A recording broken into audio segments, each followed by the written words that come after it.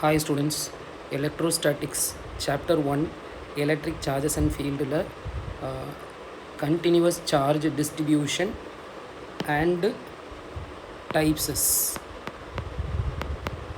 So in the question major number linear charge distribution, surface charge distribution, volume charge distribution in the three major types நம்ம சேர்த்து இதில் discuss பண்ணணும். But இது CDC and types. So இந்த CDC and types அப்படிங்கிறது பார்த்திங்கன்னா continuous distribution of charge.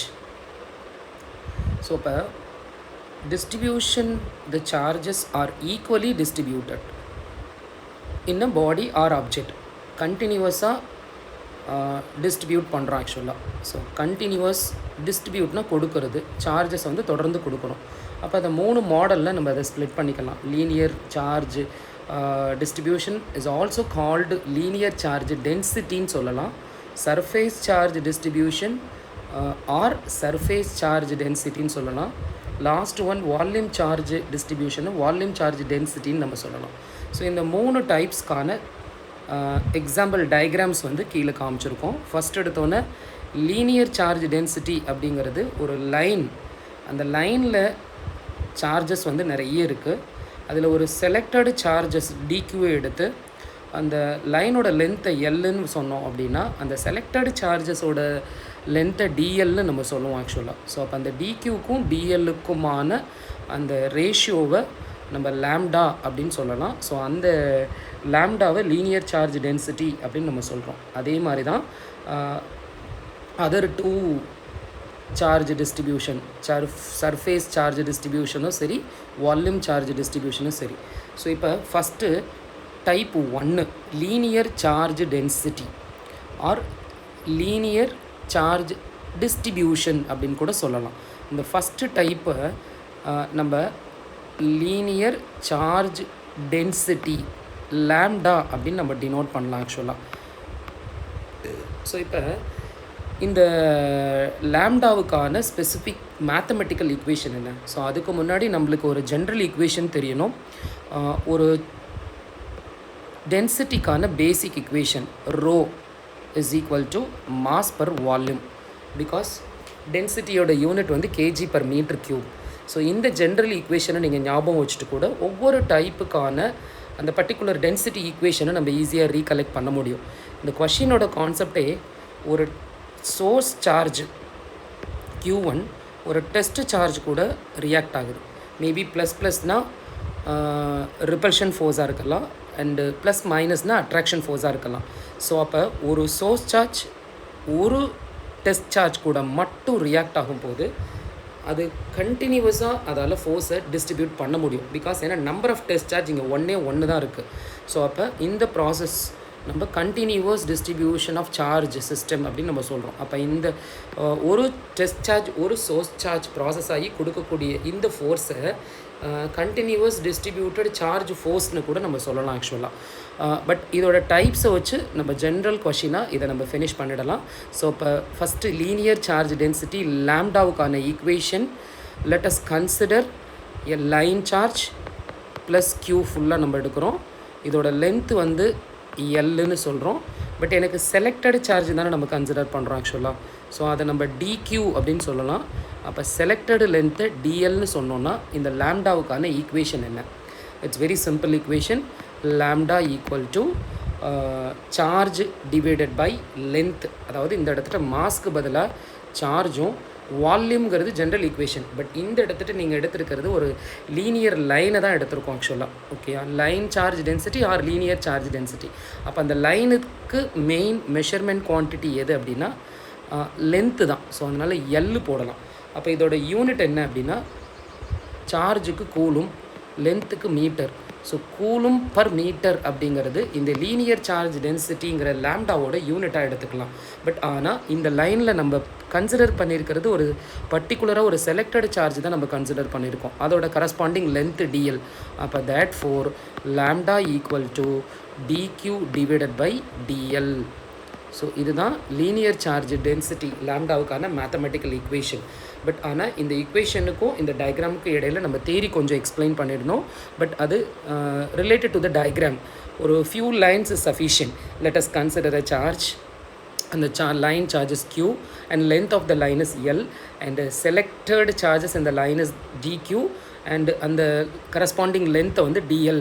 So இந்த பாயிண்ட்ஸை நம்ம ஒரு 2-3 லைன்ஸ் எக்ஸ்பிளைன் பண்ணிவிட்டு அப்புறம் மேத்தமெட்டிக்கல் எக்ஸ்பிரஷன்ஸ் இந்த லேம்டாவோட ஃபைனல் எக்ஸ்பிரஷன் நம்ம கொடுத்துடலாம். இது வந்து first type linear charge distribution. And second type is surface charge distribution. Second type. So second type surface charge டென்சிட்டின்னு கூட சொல்லலாம். சர்ஃபேஸ் சார்ஜ் டென்சிட்டி இதோட நொட்டேஷன் சிக்மா. ஸோ அப்போ லெட்டஸ் கன்சிடர் த சர்ஃபேஸ். அது ஃபுல் ஆஃப் சார்ஜஸ் இருக்குது. It's called Q. இந்த சர்ஃபேஸ்னு சொல்லலாம் ஆர் ஏரியான்னு சொல்லலாம். ஸோ ரெண்டுமே ஒரே வேர்ட் தான். ஓகேயா?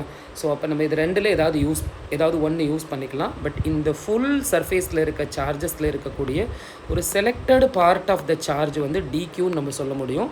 ஸோ அதோட கரஸ்பாண்டிங் சர்ஃபேஸ் வந்து டிஎஸ்ன்னு சொல்லலாம். ஸோ அப்போ இந்த கான்செப்டை வச்சு sigma equal to charge divided by area அப்படிங்கிற ஒரு பேசிக் ஃபார்முலாவை நம்ம கொண்டு வந்துடலாம். பிகாஸ் ஆல்ரெடி நம்ம ஒரு ஃபண்டமெண்டல் ஈக்குவேஷன் பார்த்தோம் ரிகார்டிங் டென்சிட்டி. அதை மைண்டில் வச்சுட்டு அதையே கொஞ்சம் மாடிஃபை பண்ணி ரிகார்டிங் சர்ஃபேஸ்க்கு நம்ம எழுத போகிறோம். Sigma equal to Q by A அப்படின்னு நம்ம எழுதிடலாம்.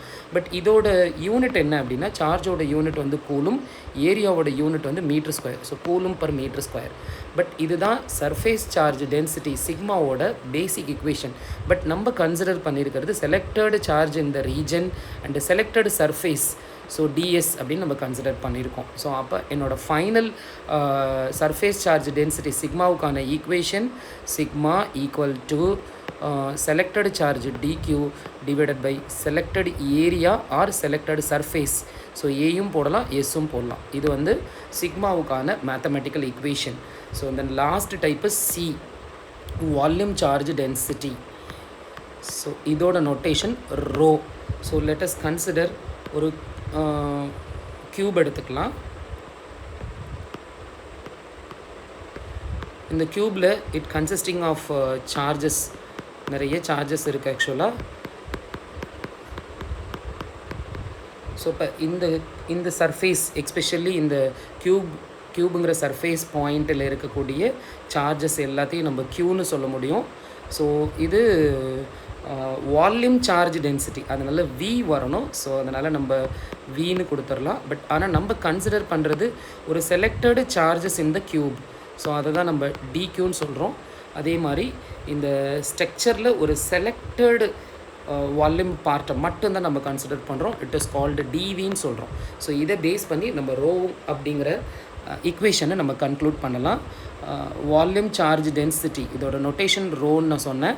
அந்த ரோவோட final equation rho is equal to charge divided by volume. So இது V, இது Q. அப்போ basic equation Q by V அப்படின்னு எழுதிடலாம். அப்போ இதோட யூனிட் என்ன அப்படின்னா இட்ஸ் வெரி சிம்பிள். சார்ஜ்க்கு யூனிட் வந்து கூலும் அண்ட் வால்யூம்க்கு யூனிட் மீட்ரு க்யூப். அப்போ கூலும் பர் மீட்ரு க்யூப் தான் வால்யூம் சார்ஜ் டென்சிட்டி. அதாவது நொட்டேஷன் ரோ, அந்த ரோவோட யூனிட் வந்து கூலும் பர் மீட்ரு க்யூப். அப்போ ஃபைனலாக that for rho is equal to selected charge in the surface dq. So volume, selected volume in the region, it's called dv. அப்போ rho is equal to dq divided by dv அப்படின்னு இந்த mathematical எக்ஸ்பிரஷனை complete பண்ணலாம். So but இந்த continuous distribution of charge அதோட types, இந்த மூணு டைப்ஸ்க்கான diagram, அதோட பேசிக் ஃபார்முலா வித் கிளியர் யூனிட்ஸ் கொடுத்துட்டோம் அப்படின்னா ஜென்ரல் கொஷின் CDC அண்ட் டைப்ஸஸ் அப்படிங்கிற கொஷின் வந்து கம்ப்ளீட் ஆகுது. Thank you students.